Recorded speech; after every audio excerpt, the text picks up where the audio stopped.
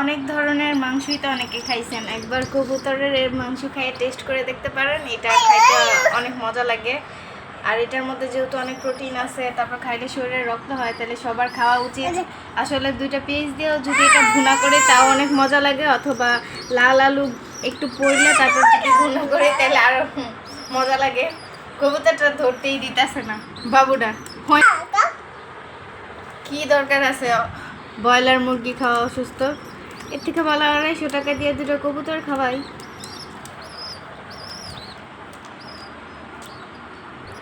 কিন্তু যখন দেখা যায় যে খাওয়ার জন্য কিনে আনি, এটা এত সুন্দর লাগে যে তখন মনে হয় যে না, এটা আর খাওয়া যাইব না, এটা পালা শুরু করি।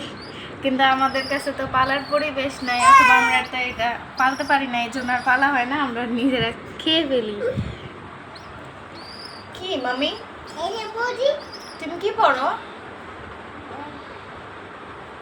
এমনি দিতা এভাবে সুন্দর লাগবে।